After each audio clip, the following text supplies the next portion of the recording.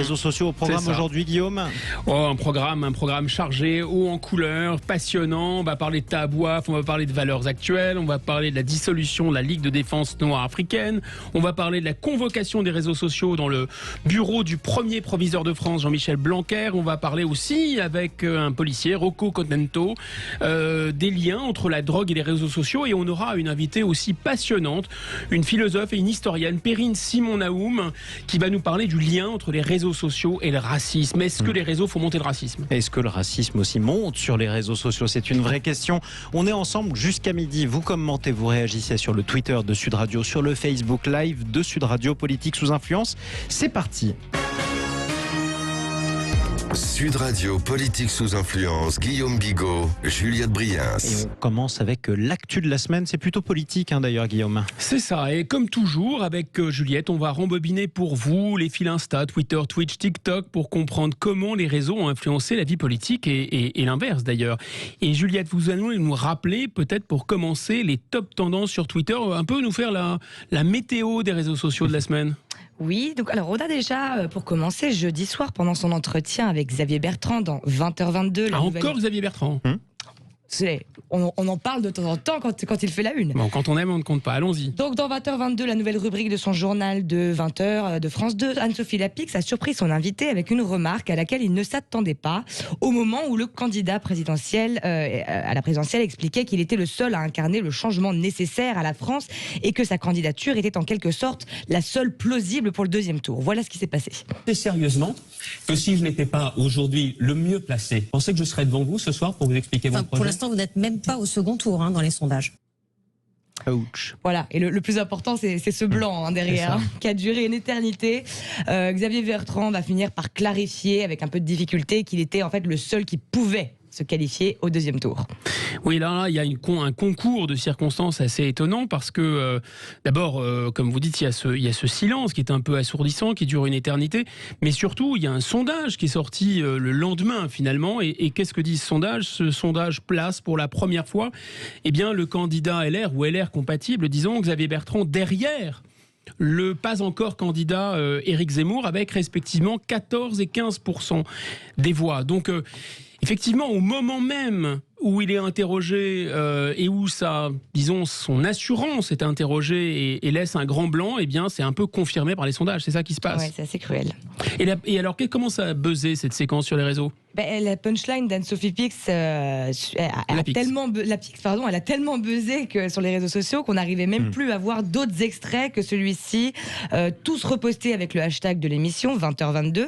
Ah oui, il y a eu une saturation de complètement, des réseaux. Avec des reposts par dizaines de la vidéo, notamment par le compte @MalaisTV, donc le nom est plutôt parlant, et des centaines de commentaires qui allaient qualifier le moment de chaos du siècle, d'antidépresseur naturel ou encore de coup de bazooka dans la tête.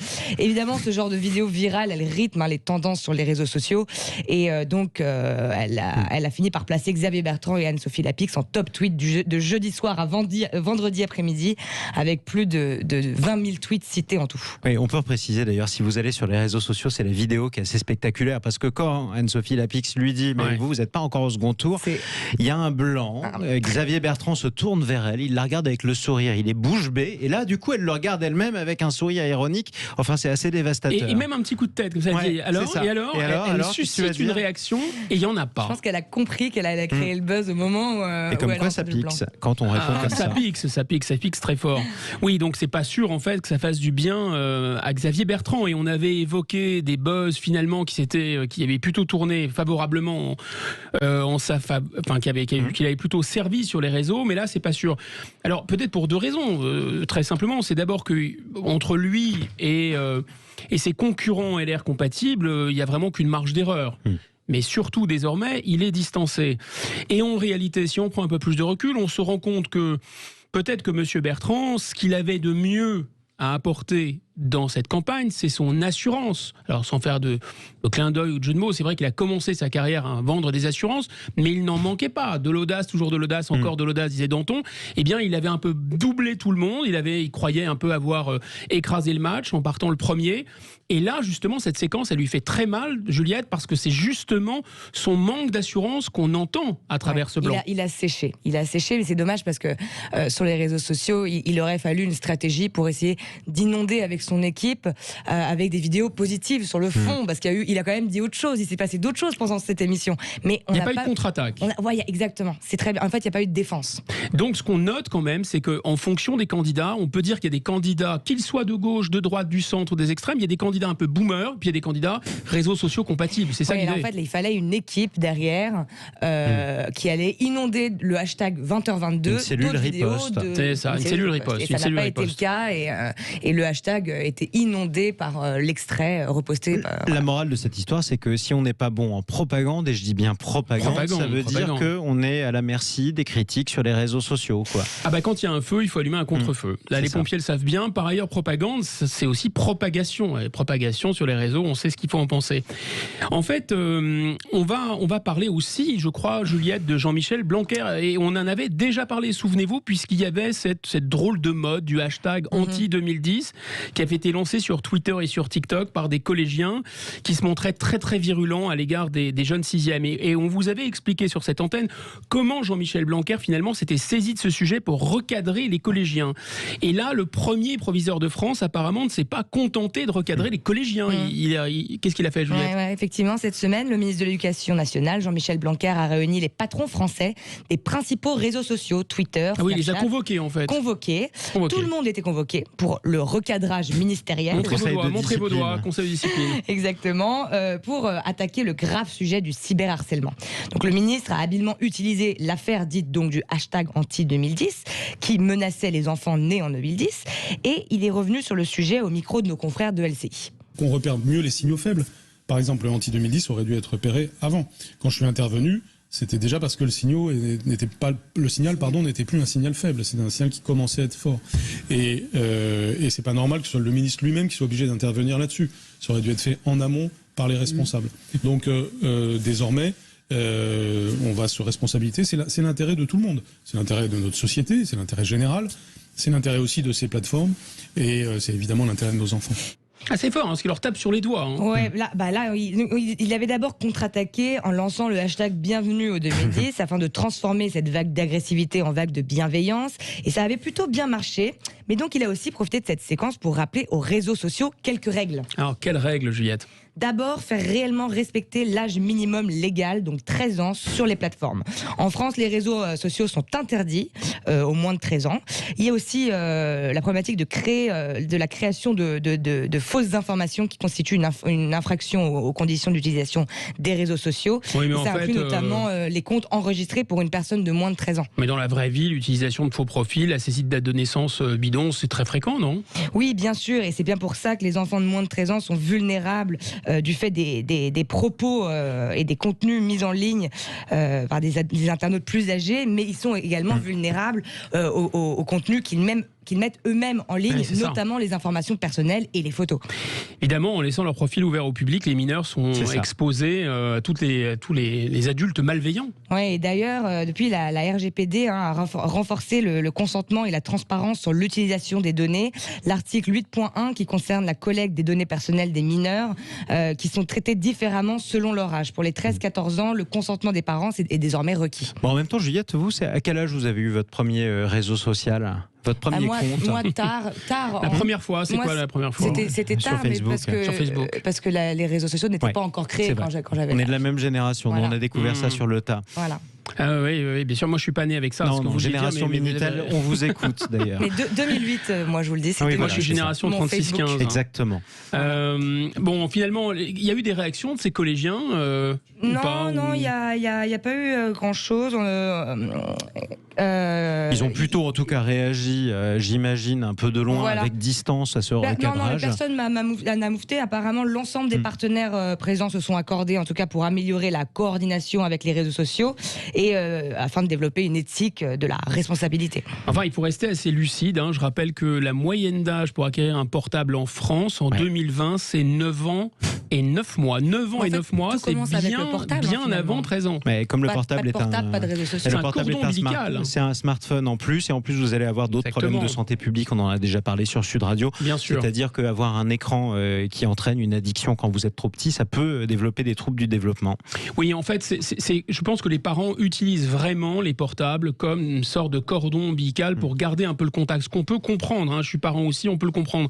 Mais d'un autre côté, une fois que vous avez donné le portable à l'enfant avec l'accès aux réseaux sociaux, c'est quand même assez difficile.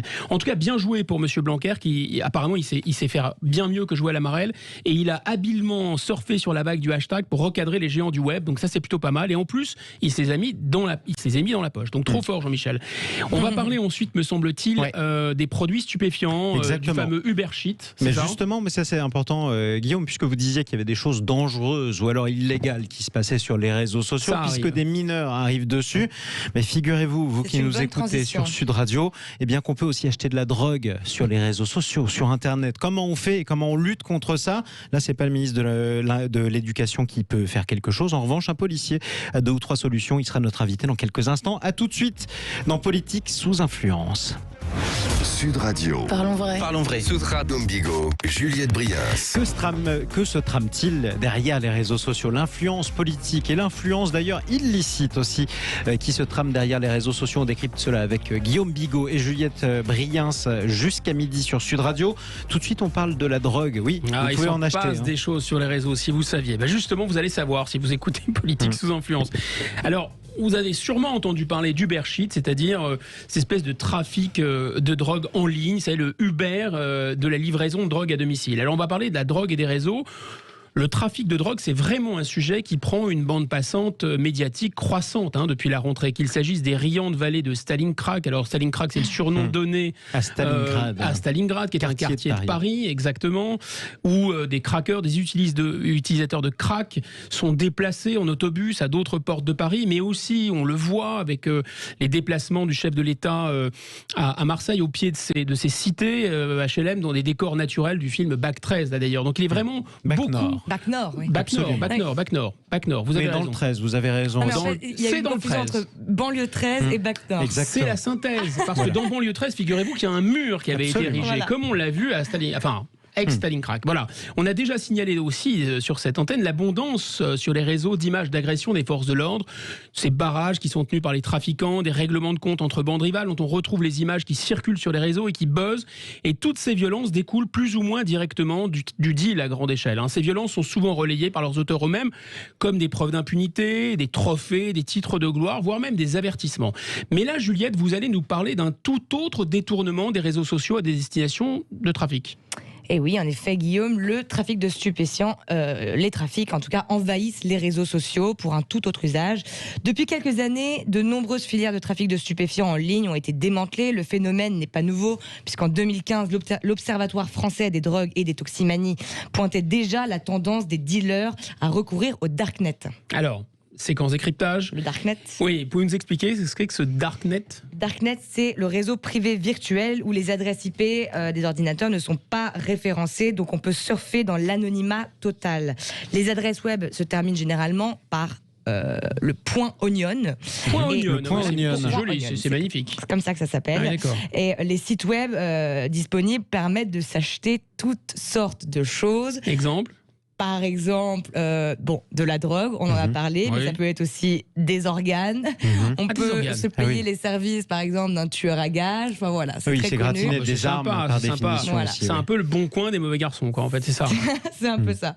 Et donc, on sait qu'aux États-Unis, la livraison de drogue est devenue banale. En France, la vente et la consommation sont illégales, mais aujourd'hui, c'est assez simple d'acheter sa drogue en quelques clics, emballer, c'est pesé. Et concrètement, Juliette, comment ça marche? Vous avez essayé ou quoi? Comment on fait pour se procurer de la drogue. On rappelle que c'est illégal, c'est pourquoi elle l'aurait pas fait. Illégal, c'est uniquement pour des raisons d'investigation. On va pas vous donner trop de détails, mais en gros, il faut télécharger un logiciel qui rend la connexion de votre PC anonyme, et ensuite il faut échanger son argent réel par des bitcoins. Et une fois ces étapes passées, en gros, on peut faire son shopping tranquillement sur le darknet. Mais ça a l'air quand même réservé aux geeks, tout ça. Mais là, aujourd'hui, il y a une nouveauté, c'est que ça se passe hors du darknet, sur les réseaux, quoi. Voilà. Les réseaux que tout le monde utilise. Exactement. En novembre 2009, l'Institut de recherche et d'études en droit de l'information et de la culture a noté que les dealers utilisent maintenant les réseaux sociaux pour mettre en avant des offres promotionnelles. On y trouve en effet donc des messages du type jusqu'à minuit, 1 gramme acheté, 1 gramme offert, mais aussi des ventes flash, de la distribution à prix cassé, des lieux de rendez-vous annoncés aux clients à la dernière minute, tranquille quoi. Et ce sera bientôt les soldes, on imagine. Je pense qu'on peut en parler avec notre invité qui a fort à faire. On va en parler avec notre invité, absolument. On est ravis d'avoir sur Sud Radio Rocco Contento. Bienvenue à vous, Rocco. Merci, bonjour. Bonjour. Alors vous êtes policier, secrétaire général régional adjoint Paris Unité SGP Police, c'est votre syndicat, et vous êtes porte-parole pour l'Île-de-France. L'Île-de-France, une région qui est spécialement touchée d'ailleurs par les trafics de stupes. Et c'est à ce titre que vous intervenez souvent dans les médias nationaux, et je dois le dire, sans langue de bois. Donc on va le vérifier là tout de suite. Est-ce que ce diagnostic qu'on a posé, c'est-à-dire que on passe de plus en plus du darknet à des messageries ouvertes, on pense notamment à Snapchat, est-ce que vous confirmez ce diagnostic ? Oui, je le confirme. Madame, tout à l'heure, avait raison. L'Observatoire européen et français des drogues et des toxicomanies ont relevé une explosion de l'ubérisation du trafic de drogue. D'ailleurs, ça a explosé avec le confinement. Et on constate une disponibilité malheureusement totale de toutes les drogues, et spécifiquement de la cocaïne. C'est la cocaïne qui arrive number one. Alors, c'est pas relativement nouveau, puisque rappelez-vous, moi je me rappelle il y a des années de la Pizza Connection de Tommaso Buscetta, puisque du mafioso, on livrait la cocaïne dans les boîtes à pizza. Mais maintenant, avec les technologies modernes, de plus en plus de dealers utilisent des messageries cryptées. Ah oui, on fait une combo en fait, une combo. Vous mettez une margarita et 2 doses de coke. C'est ce qui se passait à l'époque. Maintenant, on utilise le net et surtout les messageries cryptées, via Signal et Telegram. Et ça rend très complexe la lutte pour démanteler ces trafics-là, puisque le ministère de l'Intérieur et d'ailleurs la gendarmerie aussi ont augmenté les personnels dédiés à la surveillance des réseaux sociaux et des médias. Mais c'est assez compliqué. Mais en tout cas, c'est vrai que c'est une tendance qui est en train de s'accroître depuis maintenant 2 ans. Est-ce que là, le ministre de l'Intérieur Gérald Darmanin a spécialement mis en cause un réseau social qui est Snapchat? Alors Snap en anglais, ça veut dire un instantané, quelque chose qui se déclenche rapidement, qui est brusque et qui disparaît. Est-ce que pour vous, Snapchat joue un rôle particulier? Quelles sont les caractéristiques de Snapchat? Est-ce que Snapchat se retrouve vraiment au cœur de ces trafics en ligne? Comme le ministre l'a dit, Snapchat oui, mais pas que Snapchat d'ailleurs. C'est pour ça qu'il faut absolument mettre les fournisseurs d'accès de ces réseaux sociaux-là. En face de leur responsabilité. En face de leur responsabilité, puisqu'ils doivent être à même de surveiller un peu tout ça aussi, parce que malheureusement, à ce jour, les forces de police nationales dédiées à la surveillance des réseaux sociaux sont vraiment, on est en trop peu. Bon, ça augmente, il y a eu des appels à candidature, mais c'est un phénomène qui, aujourd'hui, nous dépasse. Alors, il faut remettre les choses en perspective et contextualiser. Ce n'est pas la majorité du trafic de cannabis, par exemple, ou de cocaïne, ne se passe pas via les messageries cryptées. Donc ça veut dire qu'il n'y a pas de déplacement en fait, du trafic réel vers le trafic virtuel. Il n'y a pas de déplacement, il n'y en a pas. Il y a eu un déplacement pendant le confinement. C'était assez mathématique finalement. Ouais, et là, c'est retour à la normale, business as usual. Et là, voilà, exactement. Mais il ne faut pas le lier, puisque c'est encore une pratique courante qui existe, mais qui n'est pas marginale, mais qui n'est pas non plus majoritaire au sein du trafic de stupéfiants. Mais peut-être que pour vos collègues, alors on a vu ce film Bac Nord, effectivement, qui nous expose à une réalité quand même assez extrêmement violente. Peut-être pour vos collègues qui s'attaquent au trafic de stupes, c'est peut-être moins dangereux de traquer une adresse IP que de démanteler un point de deal physique, on va dire, non? Et j'imagine qu'il en est de même pour les trafiquants et pour les consommateurs. C'est moins dangereux, finalement. Oui, nous sommes bien d'accord, puisque de toute manière, lorsque des points de deal virtuels sont démantelés, il suffit d'aller cueillir les personnes à domicile. tandis que pour interpeller en flagrant délit en pleine rue, c'est autre chose, hein, puisque il y a beaucoup de trafic de stupéfiants qui se passe au sein de certains quartiers sensibles, et déjà pour y rentrer, c'est pas facile, puisqu'on y est attendu. Je vous rappelle qu'il y a des choufs qui sont là et qui préviennent les dealers. On rappelle que les choufs, c'est les guetteurs, justement, ceux qui signalent l'arrivée de la police. Et ça se passe pas sans douleur. Donc voilà. Mais bon, la police nationale s'adapte aussi, et il y a effectivement un effort à fournir par rapport à cette ubérisation du trafic de drogue en tout genre, qui malgré tout s'intensifie tout de même. Et concrètement, vous faites comment, vous et vos collègues Rocco Contento? C'est-à-dire qu'il y a des policiers qui créent un faux compte d'acheteur de drogue et qui va sur Snapchat, et ensuite vous serrez le réseau. Permettez-moi de ne pas rentrer dans le détail. Mais ça marche. Je ne vais pas vous donner tous les filons. Oui. Bon, si ça marche, c'est déjà ça. Quelle part du trafic est en ligne, à votre avis? On arrive à estimer ça, hein? Non, je n'ai pas d'éléments statistiques là-dessus, mais ce que je peux vous dire, c'est que le trafic en ligne, la drogue numéro 1 qui est vendue, c'est la cocaïne. Ouais. D'ailleurs, il y a eu des saisies records l'année dernière, que ce soit sur le territoire français et en Europe.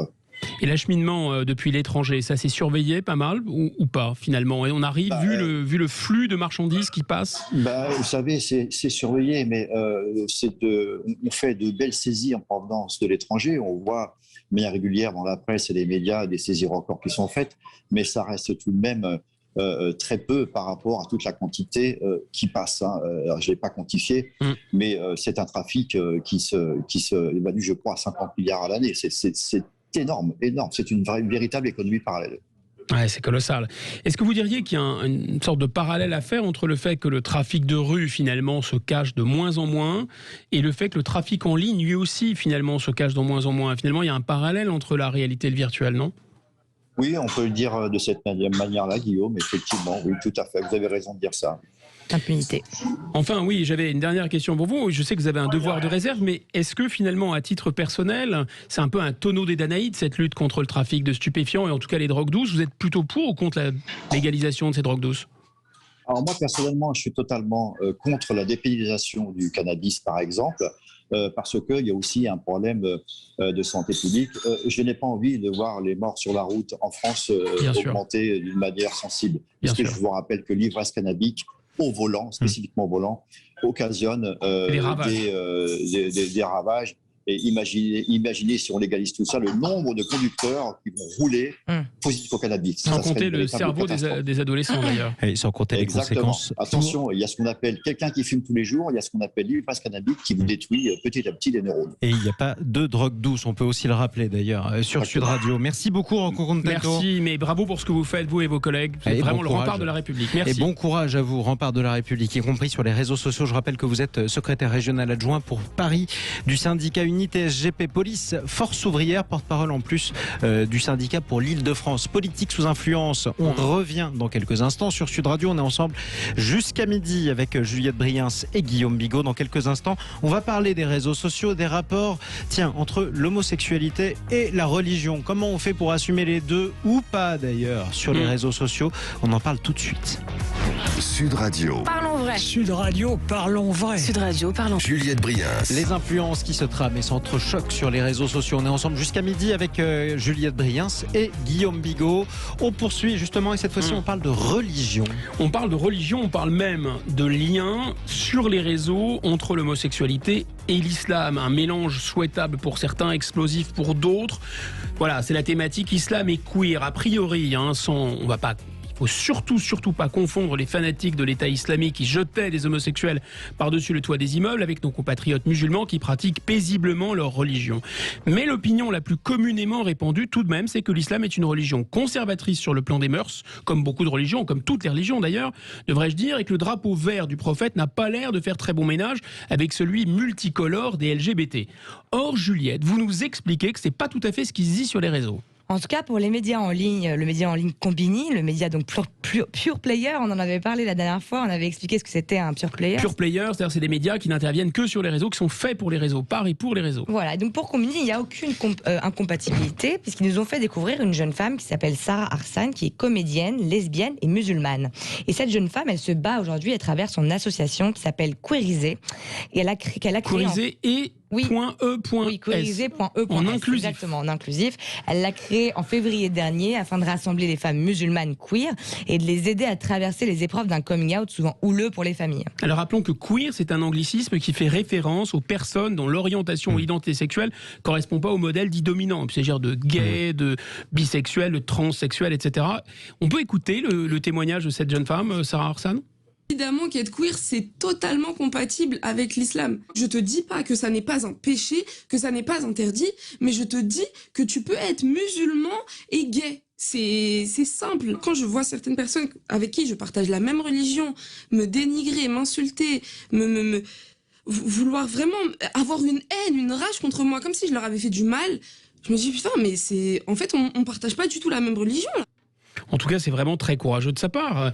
Elle est isolée, cette jeune fille ? Sur les réseaux, le phénomène Islam and Queer a commencé à se développer depuis peu, notamment sur TikTok, où plusieurs influenceurs comme Mamouchi, à 70 000 abonnés, un jeune homme d'origine turque qui défend également son homosexualité dans la religion. On a aussi pu voir lors de la Gay Pride de Paris des drapeaux algériens flotter fièrement aux côtés des drapeaux arc-en-ciel. Il y a aussi le phénomène Elite, cette série Netflix, espagnole de Netflix, très prisée par les jeunes, dont un des héros principaux est homosexuel et issu d'une famille musulmane qui commence par le rejeter puis finit par l'accepter tel qu'il est. Voilà, donc en fait il faut rappeler que ce combat woke, woke signifiant éveillé, dont tout le monde a entendu parler désormais, est étroitement lié à la notion d'intersectionnalité. Alors qu'est-ce que cette bête-là ? C'est qu'en fait l'idée qu'il y aurait une convergence entre les différentes lutte contre le sexisme, lutte contre l'homophobie, lutte contre le racisme, et donc l'islamophobie aussi, et la question de l'homosexualité dans l'islam était pourtant jusqu'ici un tabou sur lesquels ces militants dits woke, donc éveillés, fermaient plutôt les yeux, non ? Oui, il semblerait que du coup les homosexuels musulmans eux-mêmes se décident à prendre la parole pour tenter de faire tomber le tabou de l'homosexualité dans l'islam. C'est plutôt une avancée. Vous qui tapez souvent sur les woke en général, là pour le coup il y a un progrès. En plus ils prennent des risques, ceux qui disent ça. Non mais justement, justement ce que disait Guillaume, c'est que les woke fermaient les yeux là-dessus. Voilà. Et c'est les homosexuels musulmans eux-mêmes qui ont décidé du coup de mener le combat. Sortir du placard. Je sais pas s'ils ont ouvert les deux yeux, mais en tout cas ça bouge un peu. Il y a une petite ça frémit. Et les pure players en fait sont un peu les meilleurs atouts, les meilleurs alliés de ces gens-là. Absolument. La preuve en est, ce sont les pure players encore une fois qui avaient lancé, refait le buzz avec cette vidéo de Ludovic Mohamed Zahed, qui était un imam homosexuel et qui a créé à Marseille un institut de formation dédié à un islam inclusif et progressiste. Je suis imam, je suis homosexuel. L'homosexualité et la transidentité n'est jamais citée dans le Coran, pas une seule fois. C'est quand même assez cruel de demander de choisir entre leur sexualité ou leur spiritualité. Et donc en 2012, ensuite, la première mosquée inclusive où tout le monde était le bienvenu à Paris, première mosquée inclusive d'Europe. Ça a pas mal choqué dans les communautés musulmanes en France. Donc on a reçu pas mal de critiques de la part de personnes qui pensaient qu'on salissait l'islam, entre guillemets, des gens qui se sentent agressés en fait dans leur identité parce qu'ils pensent que c'est incompatible. Alors le risque, on peut se poser la question, parce que c'est plutôt une évolution très, très positive, on sent que ça bouge, que la société française transforme finalement aussi. On sent que toutes les religions aussi sont pas à l'aise d'ailleurs avec l'homosexualité. Aucune religion n'est à l'aise. C'est toujours un péché aussi pour le catholicisme officiellement. Bien évidemment. Mais le risque, c'est peut-être que ces pure players recouvrent une réalité sociale qui est quand même marquée un peu par l'intolérance, voire parfois la violence, à l'endroit des homosexuels d'origine musulmane, d'une sorte de... On pourrait appeler une pellicule un peu glamour, un peu pixelisée de tolérance. Mais est-ce que ça cache pas une réalité très différente ? Oui, d'autant que la vidéo de l'imam gay avait suscité de très vives réactions sur les réseaux sociaux, cumulant plus de 500 000 vues sur Instagram et tout autant sur Facebook d'ailleurs, avec des milliers de commentaires qui ressortaient des extraits du Coran, des débats. Mais dans l'ensemble, alors quelle était la tonalité générale dans ces commentaires ? Disons que c'est très partagé. Il y a une fracture entre ceux qui sont ravis d'imaginer leur religion entrer dans une nouvelle ère de tolérance et les croyants, en règle générale, au minimum très conservateurs. Oui, ça c'est important. Ils existent parce que ça veut dire que l'islam n'est pas un bloc en fait en France. Non. Et donc tout le monde n'est pas d'accord, et sur les réseaux sociaux non plus. Et donc sur TikTok et YouTube par exemple, on a ce groupe qui s'appelle Jana Télévision, et ils rythment leur compte de vidéos où un jeune présentateur répond aux questions de ses abonnés sur les bonnes pratiques de la religion musulmane. Il explique sur un site web le concept du mouvement, que c'est au-delà d'une chaîne YouTube. Jana TV s'identifie comme un nouvel nouvel écosystème musulman, digital, apportant du contenu connecté et adapté au public francophone. Ouais, en fait, ce que vous nous dites, c'est qu'il y a une islamosphère sur les réseaux, mais on va revenir sur cette idée. Oui, ils ont quand même 236 000 abonnés sur YouTube et ils revendiquent 2 millions de vues sur TikTok et YouTube. Ah oui, donc justement, on va écouter un extrait de l'une de leurs vidéos TikTok en réponse à la question d'un abonné sur l'homosexualité dans l'islam. Question hyper intéressante posée par un jeune. Est-ce que c'est haram d'être homosexuel? La réponse est oui.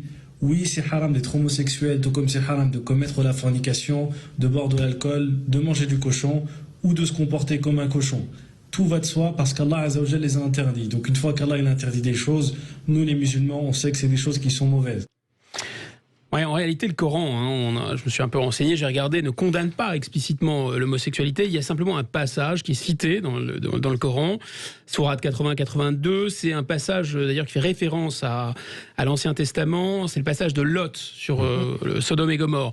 Lot, quand il dit à son peuple, vous livrez-vous à cette turpitude que nul être dans la création n'a jamais commise avant vous. Certes, vous assouvissez vos désirs charnels avec les hommes au lieu des femmes. Vous êtes bien un peuple outrancier. Et le texte poursuit, expulsez-les de votre cité, ce sont des gens qui veulent se garder purs de tout péché. Voilà, si on en reste au Coran, il n'y a que ça. Mais il n'y a pas que le Coran, il y a aussi ce qu'on appelle la tradition, la sunna, et les fameux hadiths. Alors hadith, c'est un peu l'équivalent des évangiles, c'est ce que les compagnons du prophète ont dit du comportement du prophète, et ces hadiths, ils prévoient en revanche la peine de mort et la lapidation pour la sodomie entre les hommes. Donc vous voyez, il y a quand même différentes interprétations possibles. Il y a un vide juridique un peu, qui laisse beaucoup de place à l'interprétation, et on pourrait dire que sur le plan explicite, que en gros l'homosexualité n'est pas condamnée en soi, mais que l'acte sexuel pose problème. Et du coup, en général, ça tombe toujours sur ceux qui le pratiquent. Voilà. Guillaume ? Oui, je pense qu'il y a le courant qui est très influent, des frères musulmans, est beaucoup plus radical que ça. Il y a une chaîne de télévision qui est basée à Istanbul, affiliée aux frères musulmans, qui a appelé carrément au meurtre des homosexuels. L'animatrice de cette chaîne, qui s'appelle Watan TV, Ala Samir, le 16 juin dernier, a dit tuez-les. Voilà, donc c'était quand même vraiment très, très, très agressif. Mais il faut dire que sur l'islamosphère française, il y a quand même des nuances et il n'y a pas cette position, disons, extrêmement radicale, n'a pas vraiment cours, même s'il y a une condamnation. L'islamosphère, vous pouvez nous en dire un mot, Juliette ? Moi, je peux juste citer, par exemple, on a Rachid Abou Oudefa avec 17 millions de vues sur YouTube. Ah oui, 17 millions de vues, donc c'est vraiment considérable. Ou l'imam Hassan Iqiyoussen avec plus de 4 millions de vues sur YouTube. Et lui, cet imam-là... il a fait une vidéo sur la question. Il a fait une vidéo sur la question, c'est sa plus grosse vidéo, elle cumule 1,2 million de vues aujourd'hui. Il en disait quoi, d'ailleurs? Et il disait, l'homosexualité est condamnée par les textes de manière claire, j'ai le droit de penser et de croire que l'homosexualité est haram, mais ce n'est pas parce que je pense cela que je pars en croisade et cherche les homosexuels pour les pendre. C'est ça, donc en gros, je suis pas d'accord, mais je n'appelle pas à la violence. Exactement ce qu'il disait sur Exactement. Ce qu'on pourrait d'ailleurs relier à d'autres discours religieux. De l'autre côté, on peut aussi le dire. Restez avec nous sur Sud Radio. Voilà, et à d'autres positions finalement radicales. On va se poser la question tout à l'heure, est-ce que les réseaux sociaux adoucissent les mœurs en matière de racisme, par exemple, adoucir les mœurs en matière de racisme. Quel magnifique oxymore. Ça, c'est formidable, Guillaume Bigot.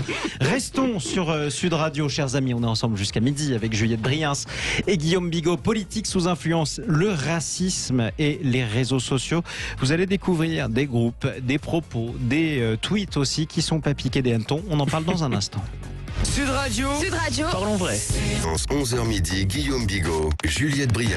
Politique sous influence, les influences qui se trament dans les coulisses des réseaux sociaux. C'est avec Juliette Briens et Guillaume Bigot jusqu'à midi. Tout de suite, on parle du racisme qui s'exprime librement sur les réseaux sociaux. Malheureusement, Guillaume Bigot. Exactement. Le racisme a l'air vraiment d'enfler, d'irriguer les réseaux. Peut-être il y a une sorte d'inflammation du racisme à cause des réseaux sociaux. On va en tout cas en parler avec notre invité, qui est un bel esprit, une belle plume, Perrine Simon-Naoum. Vous êtes historienne et philosophe, vous êtes rattachée à l'École normale supérieure. Et d'ailleurs, ravi donc de vous accueillir sur Sud Radio, dans notre émission Politique sous influence, qui est largement consacrée d'ailleurs au thème de votre dernier ouvrage, les déraisons modernes, puisque les réseaux sociaux ont souvent un rôle dans la production, disons, de ces déraisons modernes. Et ce matin, nous voulions revenir avec vous sur une des raisons très présentes sur les réseaux sociaux, c'est celle du racisme. Alors, on va va vous poser quelques questions, mais auparavant, on va un peu planter le décor avec Juliette, si vous voulez bien. Alors, pour commencer, donc une décision de justice qui était très attendue depuis 3 mois est tombée. Mardi 28 septembre, le militant et journaliste Taha Abou Hafs a été condamné pour injure publique en raison de l'origine à une amende de 1 500 € par le tribunal correctionnel de Paris. Il devra également payer une amende de 2 000 € de dommages et intérêts à la plaignante. En fait, il avait qualifié Linda Kebab, qui est une policière et déléguée nationale du syndicat Unité SGP Police, il l'avait qualifiée d'arabe de service sur Twitter.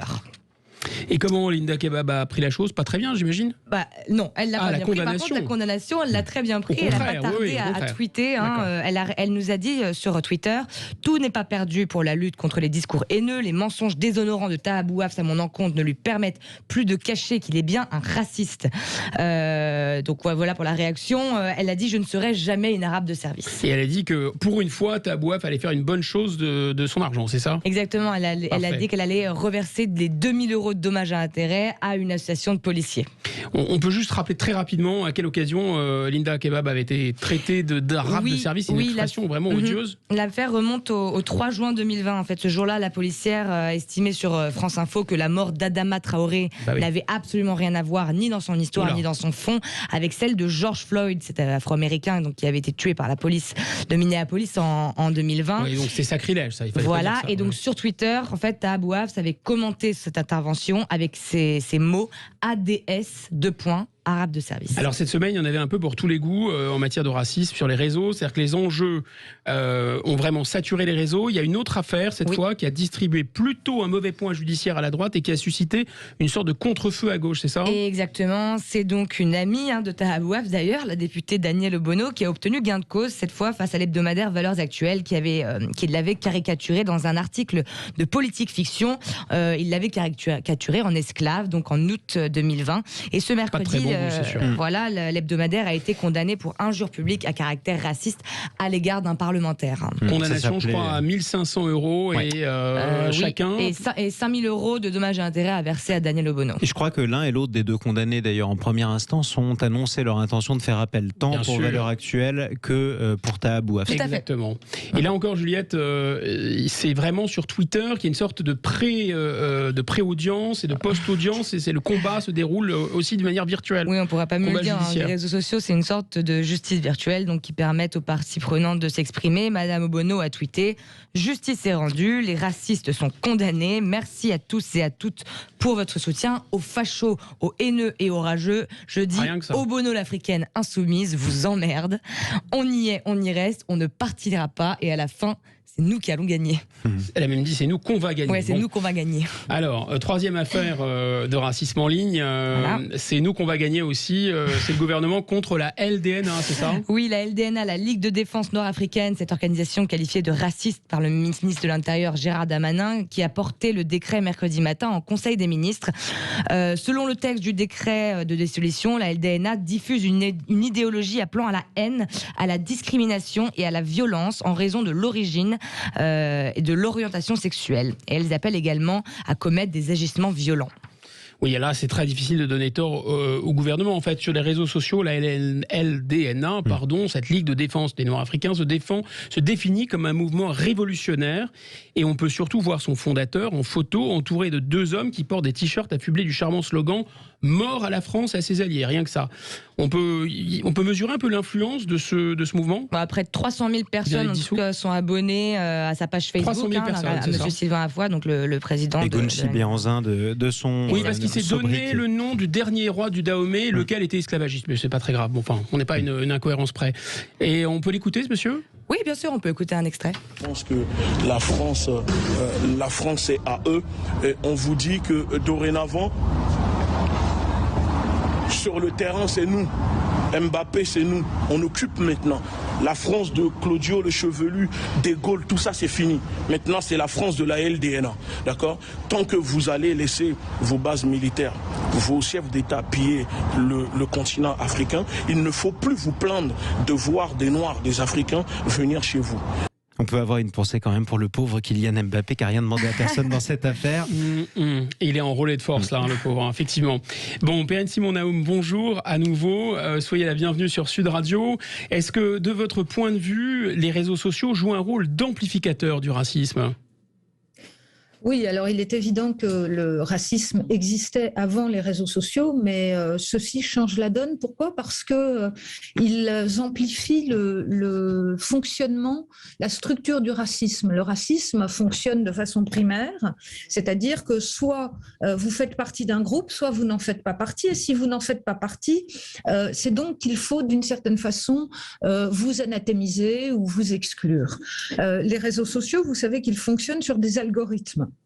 Et ces algorithmes sont des algorithmes de polarisation, c'est-à-dire que de la même façon, on vous attribue à un groupe ce qui contribue à vous opposer aux autres groupes. Si vous appartenez à un groupe, on considère que vous ne pouvez pas appartenir à un autre groupe. Et les réseaux sociaux mettent en quelque sorte, si vous voulez, en scène ce qui est une joute oratoire qui devient extrêmement violente parce que cette polarisation étant associée à des intérêts financiers et publicitaires, il faut vraiment opposer les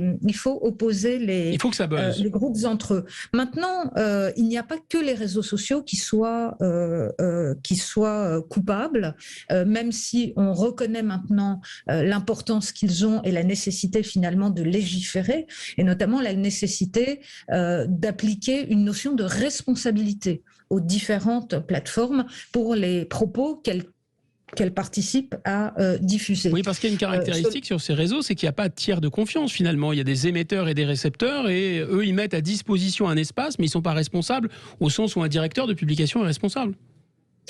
Ils en sont responsables parce que, je veux dire, ils devraient d'abord avoir un contrôle sur les informations qu'ils diffusent, et ils sont responsables comme tout acteur social, et je dirais responsable si vous descendez dans la rue et que vous tuez le type qui est devant vous parce qu'il a piqué votre place, vous irez en prison. Donc, je veux dire, notre participation à une société commune fait que nous avons une responsabilité à gérer une forme d'harmonie et de paix civile. Maintenant, au-delà de ça, je dois dire que ce qui est intéressant, et sans doute c'est la nouveauté du mouvement woke, c'est de montrer qu'il y a une homologie structurelle dans la façon de fonctionner à la fois de ces techniques modernes de communication, mais aussi la manière dont le racisme, la pensée woke, aboutit à structurer notre pensée. Elle la structure, je l'ai dit, en amis-ennemis. Comme les algorithmes.